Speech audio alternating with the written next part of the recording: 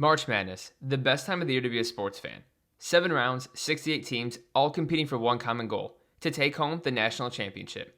For 85 seasons, we've nearly seen it all. Half-court game winners, magical Cinderella runs, and we've even witnessed a 16 seed knock off a 1 seed, twice. The tournament has provided us with some of the greatest moments in not only basketball, but sports history in general. However, even with the wildness that gives this month the title of Madness, there are still a few things that have yet to happen in the big dance. Is it possible that we see any of these first-time occurrences this year? Without further ado, here are some things that we have yet to see in college basketball's postseason. Number 1. Tennessee makes it to the Final Four. Despite producing 55 NBA players and making the tournament a grand total of 26 times, the Volunteers have never managed to make it to the final weekend. The furthest they've gone is to the Elite Eight, which they've made twice. The first instance came in 2010 and the second in 2024. In their first run, the Volunteers entered the tournament as a 6th seed en route to knocking off San Diego State, Ohio, and Ohio State. Entering their first ever Elite Eight appearance, the Volunteers were matched up against the 5th-seeded Michigan State Spartans. This game went down to the wire as the two teams were tied at 69 points with just seconds left. On MSU's final possession, Tennessee's J.P. Prince fouled Michigan State's Raymar Morgan as he attempted a game-winning shot. Morgan connected on the first free throw before intentionally missing the second. Tennessee got the rebound and then launched a half-court prayer that didn't come close, ending the team's magical run in Missouri. The Volunteers would have to wait another 14 years before getting their next crack at a Final Four. Last season, the Volunteers, led by first-team All-American Dalton Knecht, entered the big dance as a 2 seed. They cruised by St. Peter's in the round of 64 before knocking off both Texas and Creighton in tightly contested games. The only team that now stood on their way from the first ever Final Four berth were the number 1 seeded Purdue Boilermakers. With a total of 6 ties and 8 lead changes, this game went back and forth for the entirety of its 40 minutes. But in the end, Zach Edey's 40 points and 16 rebounds proved to be too much for the Volunteers. Purdue won the game by a score of 72-66, ending the Orange and White's hopes at reaching the final weekend. This year, Tennessee finished the regular season with a 25-6 record and ranked number 8th in the AP poll. They are currently projected to be a 2 seed and could possibly be a real threat to win it all. Number 2. Gonzaga beating a 1 seed. With 46 tournament wins in their program history, it's hard to believe that the Bulldogs have never managed to beat a number 1 seed before. In 10 total games, they are 0-10 against the Big Dogs, including 2 losses on the game's biggest stage. The first took place back in 2017 when they fell to North Carolina 71-65. The second occurred against Baylor in 2021. Gonzaga entered the 2021 tournament as the number 1 overall seed and hadn't lost a game all season. After Jalen Suggs hit a buzzer beater for the ages in the Final Four against UCLA, this team seemed destined to win it all. However, Baylor had other plans and dominated the game from tip-off all the way until the buzzer sounded. The Golden Bears' 16-point victory dashed the Bulldogs' dreams of capturing their first national title. According to several bracket analysts, Gonzaga is currently projected to be an 8 seed in this upcoming tournament. This means that if they were to win their first matchup, they'd likely be facing a 1 seed in the round of 32. The last time we saw a 1 seed upset in their second game was when the Arkansas Razorbacks knocked off the Kansas Jayhawks 72-71 back in 2023.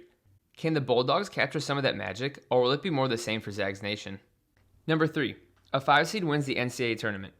1985 Villanova, 1988 Kansas, and 2014 UConn make up the 3 lowest seeds to be crowned national champions. They each accomplished this feat as the 6, 7, and 8 seeds respectively.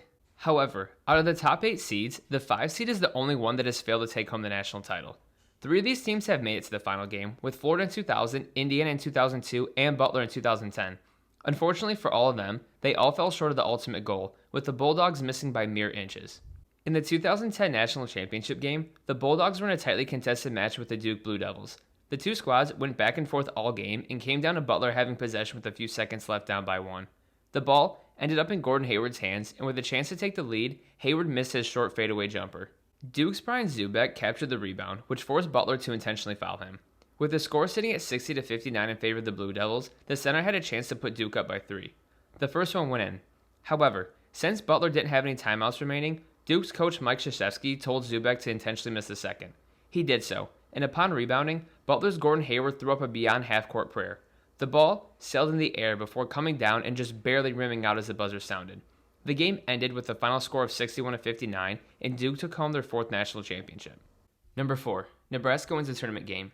In 8 tournament appearances, the Cornhuskers have yet to win a single game of the Big Dance. Nebraska's 0-8 record makes them the only Power 5 conference to have never won a tournament game. The closest they came to victory was when they lost to Xavier by 5 points back in 1991.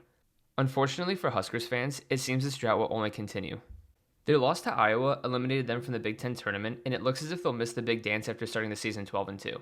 Number 5. A team lower than an 11 seed makes the Final Four. Seeds 12 through 16 have yet to break through and make it into the third weekend. Two 12 seeds have made it to the Elite Eight with Missouri in 2002 and Oregon State in 2021. St. Peter's also made it to this point when they were 15 seed back in 2022. Currently, the 11th seed is the lowest to make it to the Final Four weekend.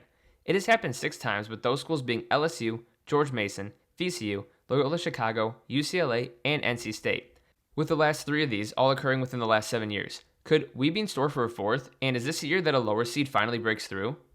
Number 6. Army makes the NCAA tournament. Despite being eligible every season since the inception, Army has never played an NCAA tournament game.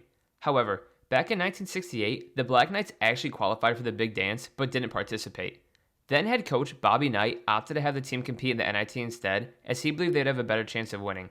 Unfortunately, they should have chosen the first option, as the Knights lost its first game of the NIT to Notre Dame by a score of 72-68.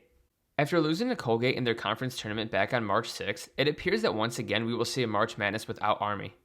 So which one of these things surprised you the most? Do you guys think any of these things could change this year? Let me know down in the comments below. I'm curious to see what you guys think. Don't forget to like, subscribe, and turn on post notifications to stay up to date. Thanks for watching as always, and until next time, peace.